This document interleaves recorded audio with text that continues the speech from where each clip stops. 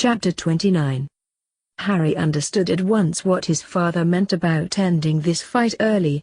He would need to, as Master Sharpshard certainly wasn't in training mode this morning. The object of today's lesson appeared to be showing Harry how much he still had to learn, and teaching him this lesson in as little time as possible. Without his magic, Harry doubted he would have lasted a minute. He did have magic though, and it was time to use it.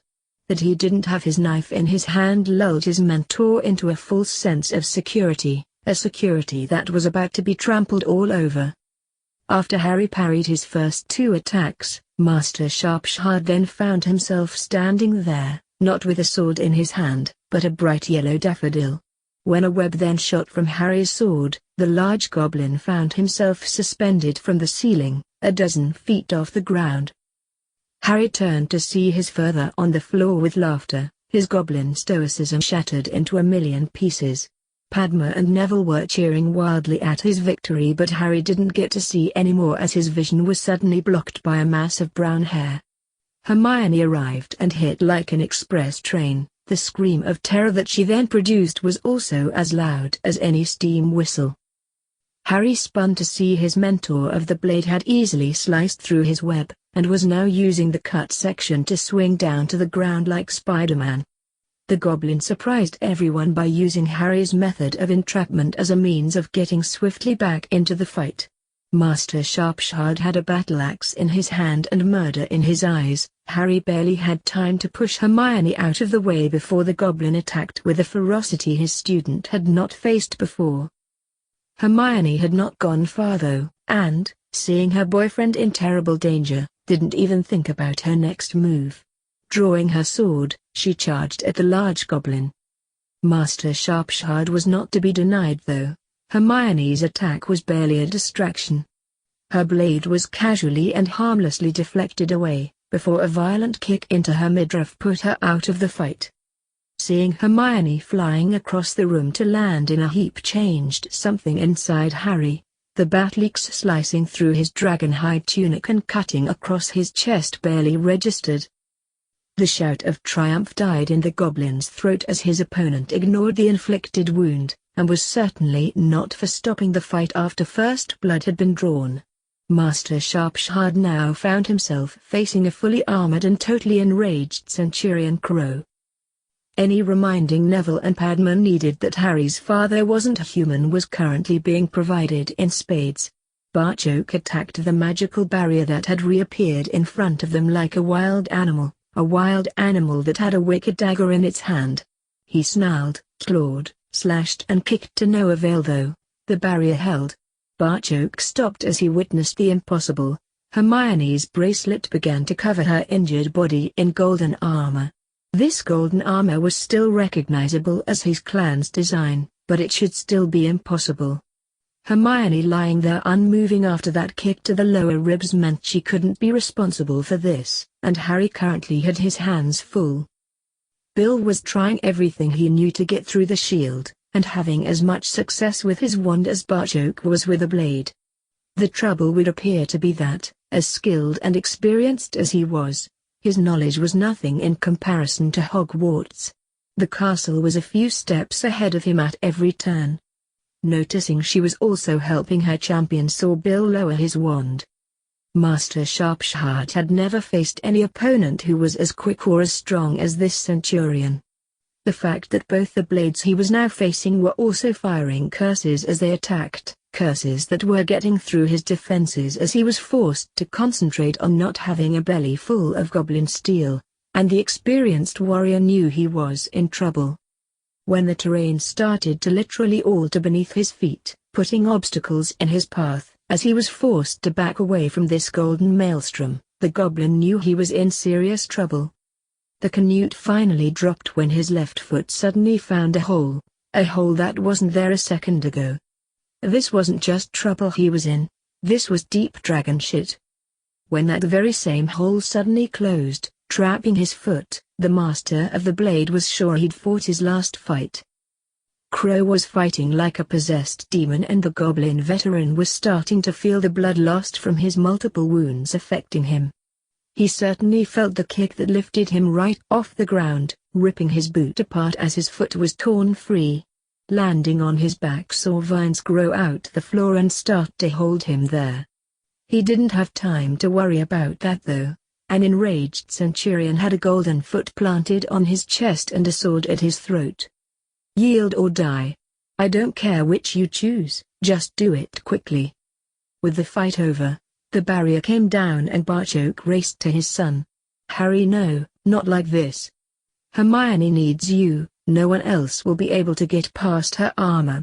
Barchoke thought this was the only thing that saved the downed goblin's life, though being reminded who injured Hermione in the first place nearly saw Harry's blade driven home. As his son headed toward Hermione, Barchoke knelt beside his longtime friend.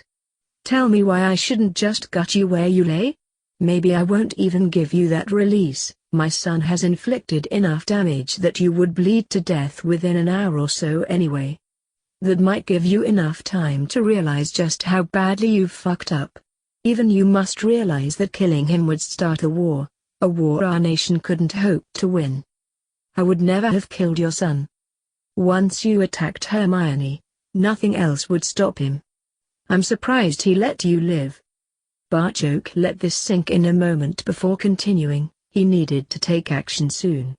The blood flowing from a few of the deeper wounds Harry had inflicted really would eventually kill the trapped fool.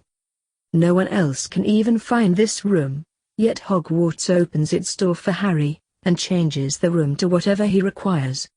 You chose to fight the Hogwarts champion in such a room, a champion who's also a centurion. I'm surprised a bolt of lightning didn't shoot out the ceiling to fry your ass. Even that though wasn't enough stupidity for the occasion, you then commit the almost fatal error of attacking his mate. Are you really so stupid, or do you just have a Dumbledore complex? You're Master Sharpshard, therefore you can't be defeated. Guess again, you delusional old fool. My son just cut you to pieces and dropped you onto your back. Harry dropped to his knees beside Hermione. His armor had vanished and his bare hand now touched the golden lattice protecting his girlfriend. Their friends were also there, and the retreating arm allowed Bill to cast some medical diagnostic charms on the young witch. I'm seeing a couple of cracked ribs and some soft tissue damage. Nothing major though. Moving will be painful until we can get it treated. Bill stopped talking when it became obvious neither of the two were listening to him. All their attention was focused on each other. Hermione had never been hit so hard in her life. The blow had taken all the wind and fight out of her.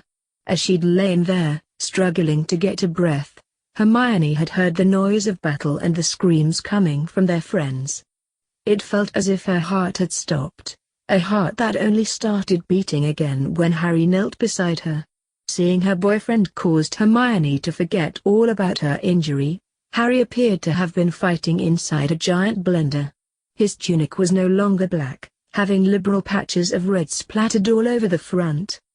Don't try to get up, Hermione, your injuries are nothing compared to yours. We need to get you to a healer. You need to get out of that tunic, Harry.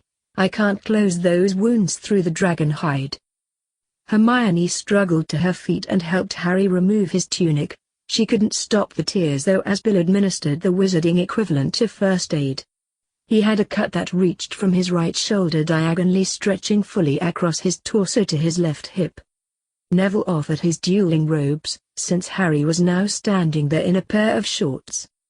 Having Hermione holding his hand put Harry's world back onto an even keel, and made him realize there was something he had to take care of. His honor demanded it. Hermione, there's something I must do first. I won't be long. The room had released its grip and Barchoke now had Master Sharpshard sitting up.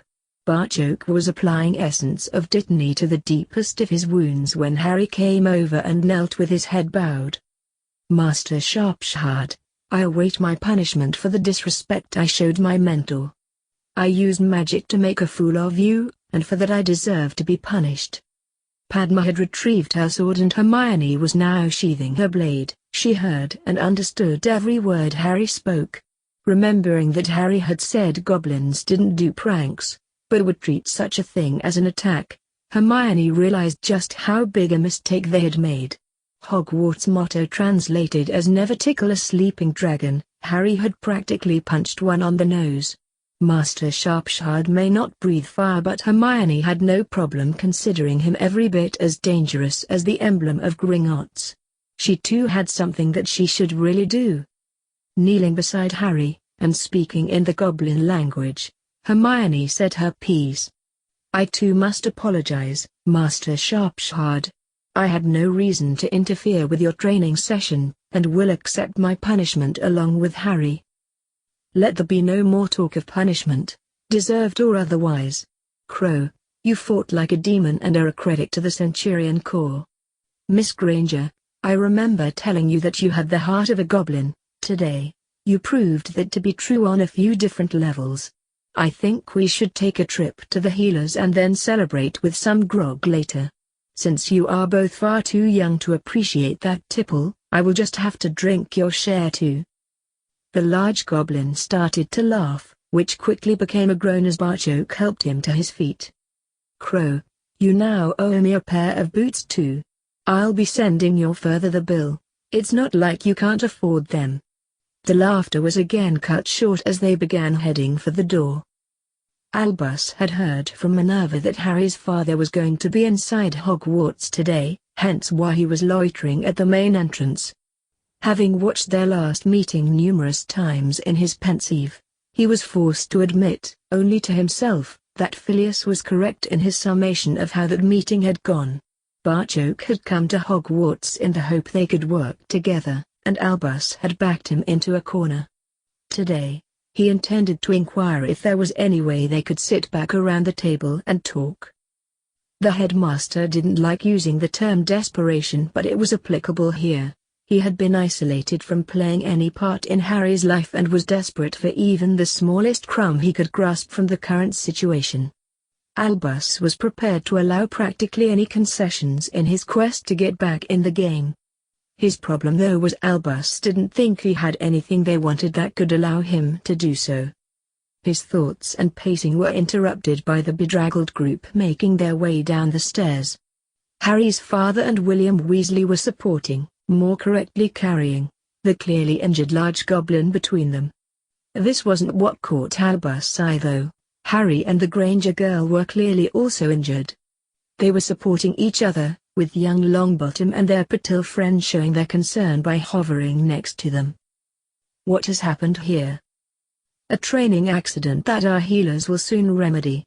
We don't have time to chat, Headmaster, so please excuse us." Barchoke was polite, but everyone heard the steel in his tone. Albus though was not for being brushed aside so easily, especially since here was an opportunity to earn himself some positive points. "We have a fully equipped infirmary here, and Madame Pomfrey is a highly regarded and widely experienced healer. While everything you say is true, you missed the part about mountain trolls paying a visit. We are heading for Gringotts, and I will allow the school should my son and Miss Granger require to remain overnight. You are of course perfectly entitled to take your son with you, but I must object to Miss Granger. The school would need the proper authorization to release her into someone else's care." "You are correct, Headmaster, though in error on whose authority is proper. The Grangers are at a distinct disadvantage because they are moles.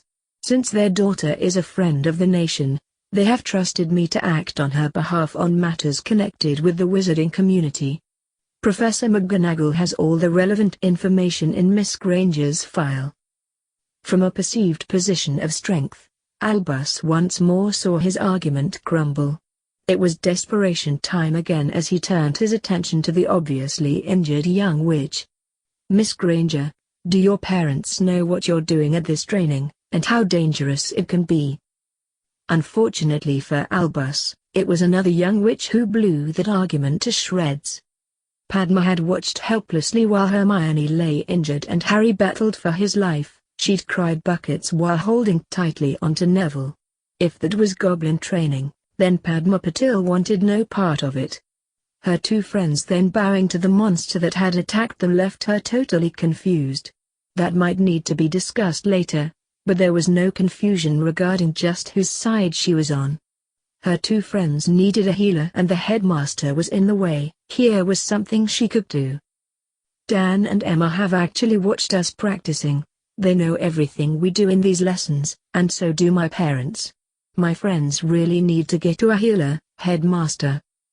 As Albus stood aside, he clutched for one final straw. Bartjoke, when you return the children to Hogwarts, could I speak with you for a moment? Bartjoke merely nodded as he led the party to the edge of the wards. Neville and Padma accompanied them that far, before racing to find Professor Hobson the instant the group portked away. The pork landed the group in a part of Gringotts the wizarding public never got to see. That didn't mean it was empty though. Master Sharpshard was a well-known and unmistakable figure in the nation. Seeing him being helped to the infirmary set tongues wagging. The gossip would reach all but the deepest recesses before the day was out. This proved to be true in more respects than one. They had barely made the infirmary before the director appeared. Bartjoke refused to leave until Harry and Hermione had been treated, only then did he accompany Ragnarok back to the director's office. Sirius was whistling a happy tune as he approached Hogwarts. The tune died on his lips as he spotted Henrika, Padma and Neville obviously waiting on him. His arm was around Henrika before the words were out his mouth. What's happened? Both friends competed to tell the story. Harry pulled a prank on Master Sharpshard as they were dueling. He really didn't take it well and attacked Harry. The safety barrier went back up. But Hermione was outside it, since she'd ran to Harry. Harry pushed her to safety but Hermione drew her sword. Master Sharpshard didn't care, he just kicked her away. It was left to Neville to finish the story. Padma was still upset by that bit. Harry was furious. He activated his armor and really attacked Master Sharpshard. Harry ignored his own injuries and cut him badly. Harry finally kicked him to the ground and was ready to kill him. It was only the barrier coming down and his father getting over that stopped him. The concern was clearly evident in Padma's entire demeanor as she completed the tale. Hermione has a few broken ribs while Harry was slashed right across his chest. If they're not coming back tonight, could you ask them to tell us that they're all right? Sirius immediately agreed to that, before hurrying off with Henrika to Gringotts. Their apprehension was instantly quelled as soon as they were escorted into the Goblin Infirmary. Sirius thought if he could bottle the sense of relief he felt when he spotted his godson, sitting on his girlfriend's bed, then he would easily double the Black Fortune. It wasn't just relief Sirius was feeling. The Marauder was being swamped by a very confusing mix of emotions. He wanted to hug his godson, holding back on the manly tears, yet at the same time he felt like shouting at him for getting into trouble. There was even a large dose of pride stirred in the two, pride that his godson had defeated the person who had dared to injure Hermione. Sirius was positive it couldn't be normal to feel all these emotions at the same time. He was worried his head might explode from this overload. The two adults took a couple of moments to reassure themselves both Harry and Hermione were fine before Sirius asked for some answers. Hermione thinks I'm spending too much time with my godfather. She says I forgot goblins didn't do pranks.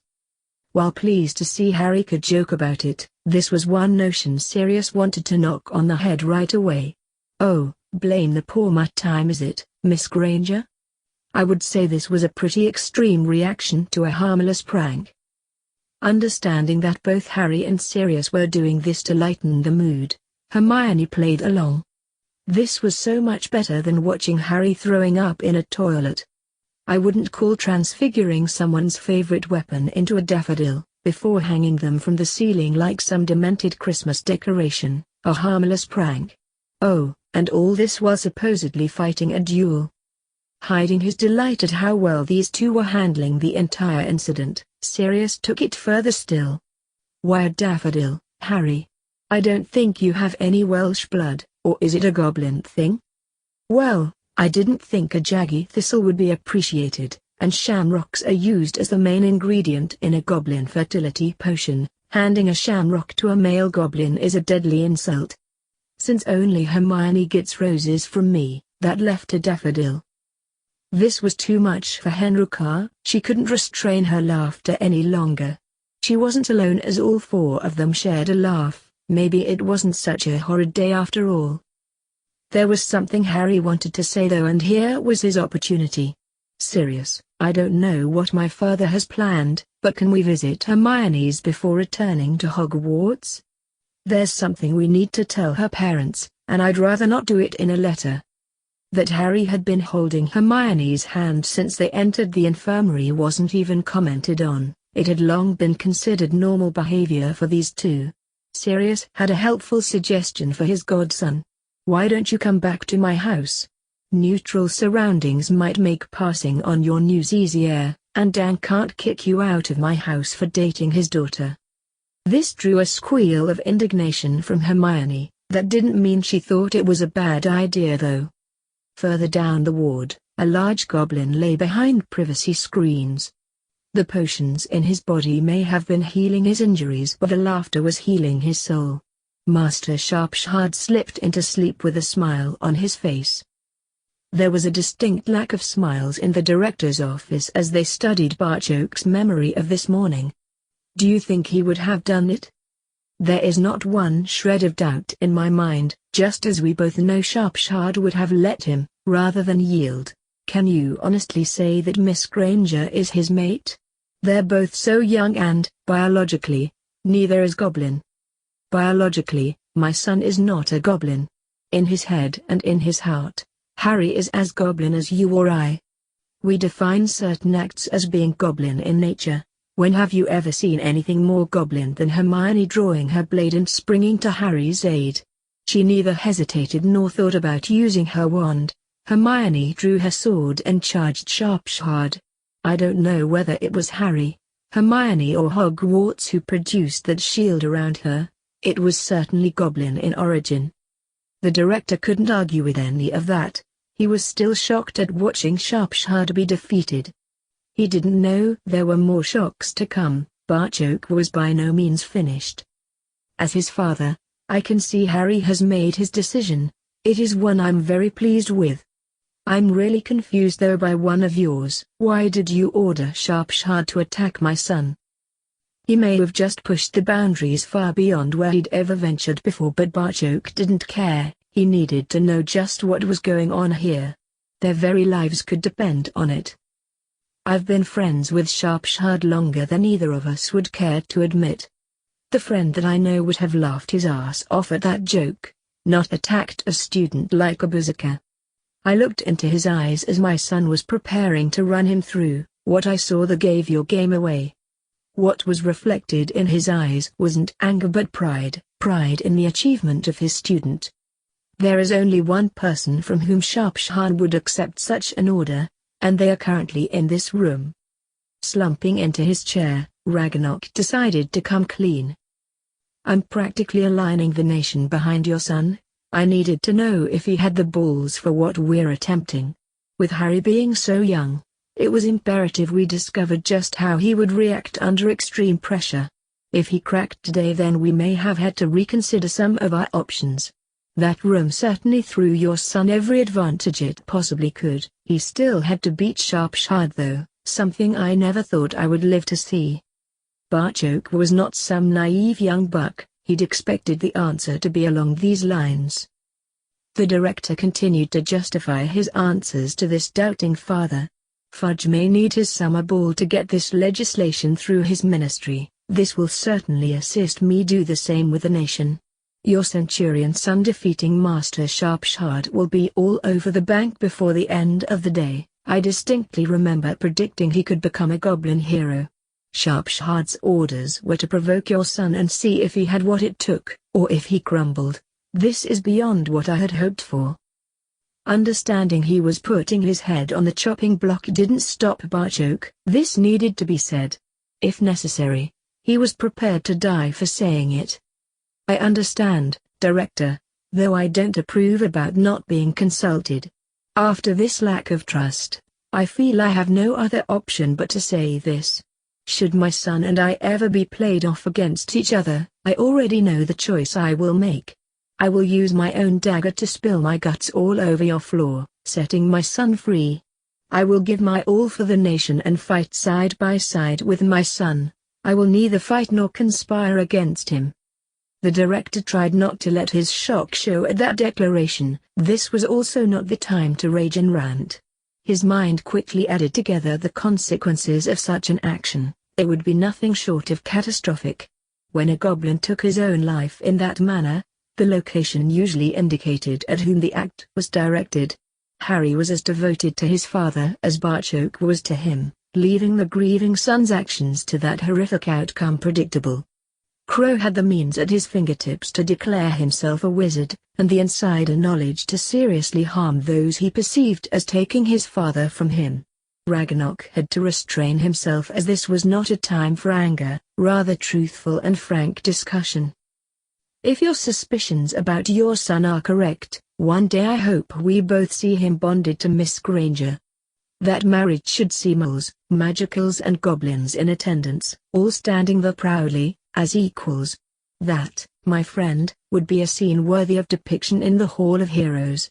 As director, I will do whatever I have to in my quest to make scenes like that the norm. As your director, and I hope still your friend, I will state honestly I can't envisage any scenario where pitching you against your son would help the nation achieve that aim." Barchoke's muscles had been tensed, expecting the swish of a blade to be the only warning he was about to lose his head.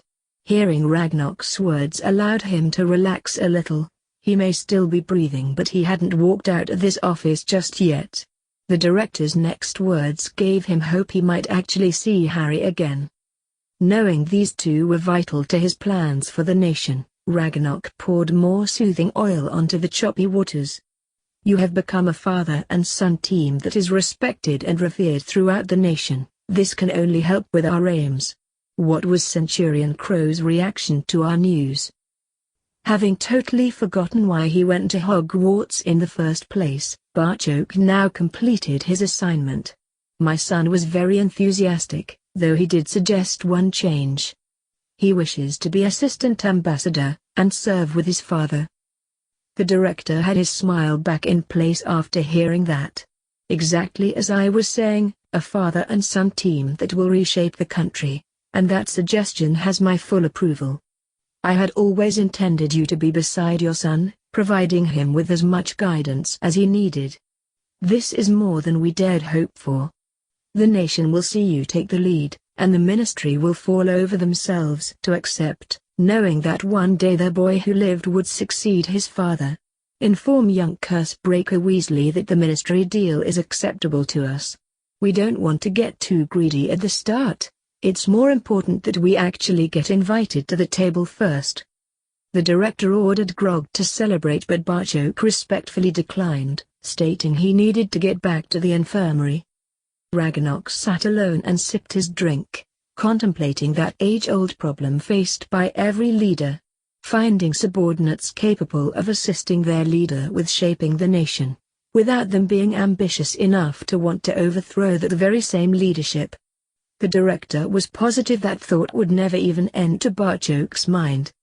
The senior accounts manager was more than capable enough, but his son could certainly never become director after him, so what was the point?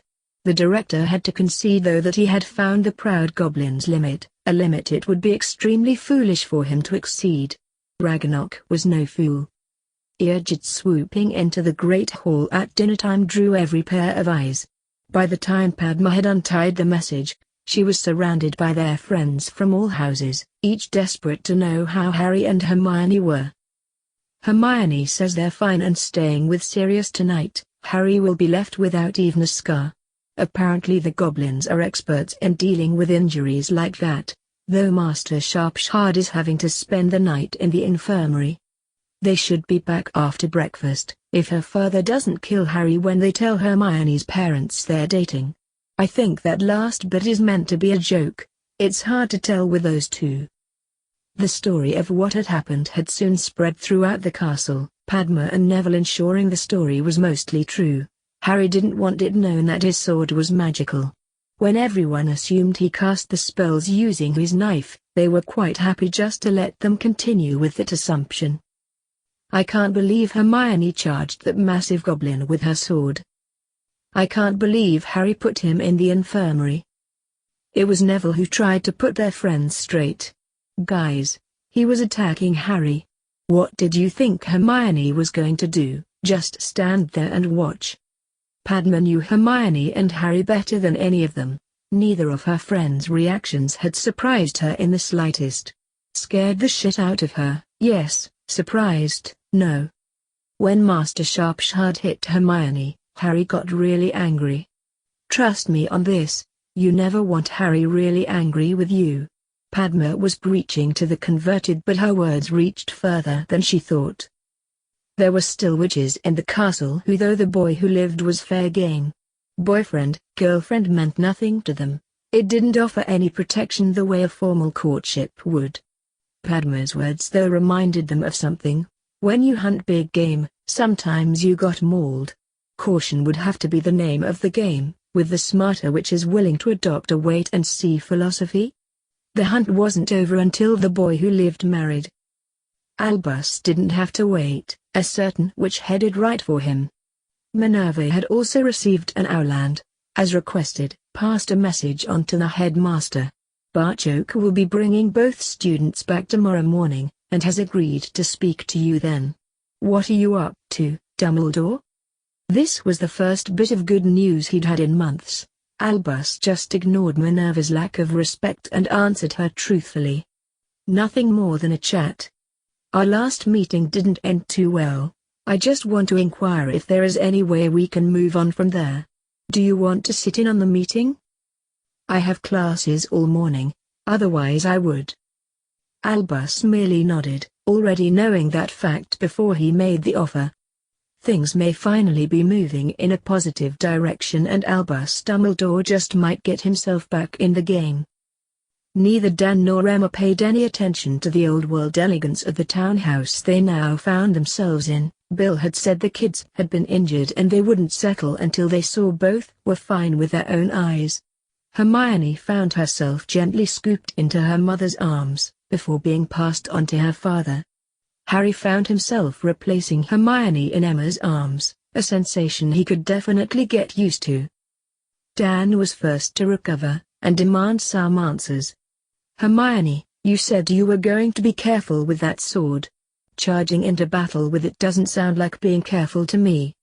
What the hell happened? The situation got out of control incredibly fast. I just wanted to help Harry, and anyway, we're both fine. They then faced a question from Emma, a question they both knew would be coming. Why didn't you come home? That had us thinking there was something wrong. It was time to face the music, so Harry jumped right in. Well, this way Dan can't throw me out the door when he hears our news. At Padma's birthday party, I asked Hermione to be my girlfriend. And I said yes. Both parents could have easily guessed their daughter's answer, so Hermione's declaration wasn't strictly necessary. Emma's squeal of joy and her hugging both Harry and Hermione left Dan needing to be even more careful with his choice of words. Sirius, could you point me in a direction of somewhere I could have a quiet word with your godson? The marauder tried to keep a straight face. Go right up the staircase and you will find the library on your left. Sirius did have an excuse to laugh though, as both Ravenclaws showed their true colors. You have a library? Was asked in unison. Come with me, Harry, and we'll see if we can find it. Hermione's quick kiss on the cheek for luck probably didn't help her dad's temper, but meant Harry followed Dan up the stairs with a smile on his face. He'd started the day off facing an enraged Master Sharpshot. Compared to that, well, Dan didn't even have a weapon on him. When Dan saw Harry's attention drawn to all the books, he had to remind himself this was not a normal young boy he was dealing with. This lad was a goblin centurion. Harry had already dispatched a troll and defeated his fencing tutor in defense of Hermione. He was hardly likely to be intimidated by her dentist father, especially since Harry didn't even know what a dentist was. Dan still intended to make his point though. I was led to believe you were not looking for a girlfriend, at least until a certain Dark Lord was no more. Can you tell me what changed? I'll tell you here and now, I think you are both far too young to be even considering becoming more than best friends. Hermione and I are still best friends, Dan. This was more about telling each other, and everyone else, we intend it to be more when we're older. Hearing this was easing Dan's concerns, but he still wanted to know more. Why now, Harry? Why not wait a year or two? Your daughter is beautiful, incredibly smart and so much fun to spend time with. To be perfectly honest with you, Dan, I was terrified that some other boy might sneak in and steal Hermione away. As I said to Sirius, I don't think I could handle that. For the first time today, Dan saw a vulnerable side to Harry. He didn't think there was a snowball's chance in hell that his daughter would be interested in any other boy.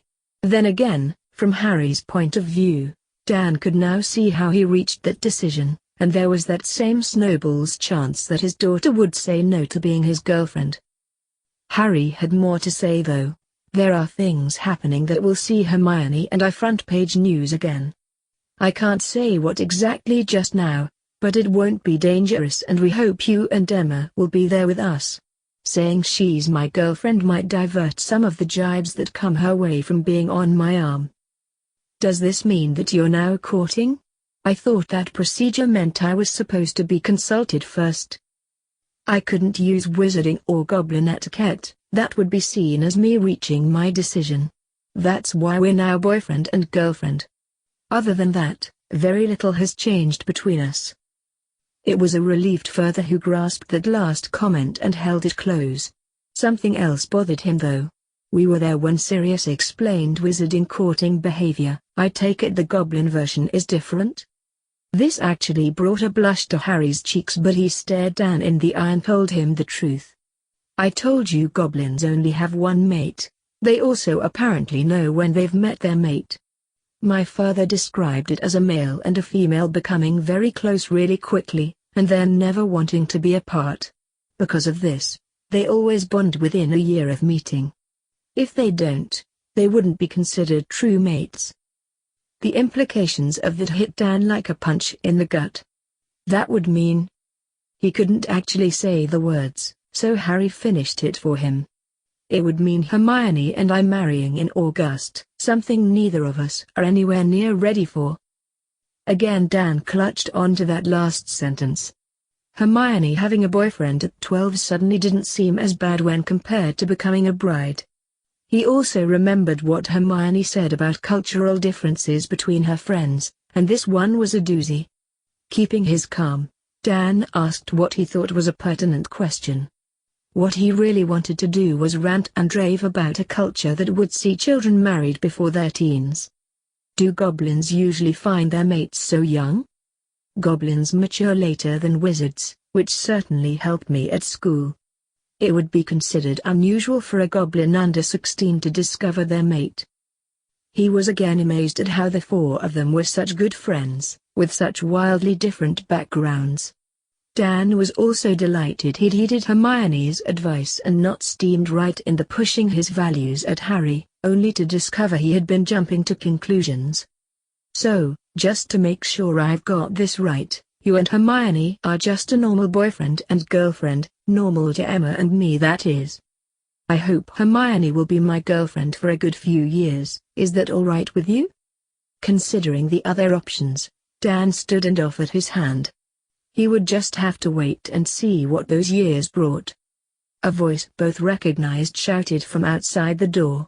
Dad, you finished yet? You're hogging the library.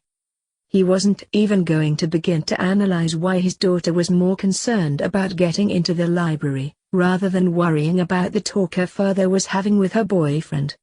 Dan decided to take this as a good sign, until someone told him otherwise. We'd better move, Harry. You don't want to get between Hermione and her books. Padma and I are just as bad. I can see us all spending some time here over the holidays. Hermione raced in, grabbed Harry's hand and dragged him toward the shelves full of unread books. Dan headed off to find his wife, hoping she had a better handle on this than he did. He had no intention of mentioning the goblin form of courtship to anyone, ever. I'm glad you enjoyed that video slash gameplay. Just remember to hit that like button, subscribe to the channel, and leave a comment down below. Until next time, goodbye!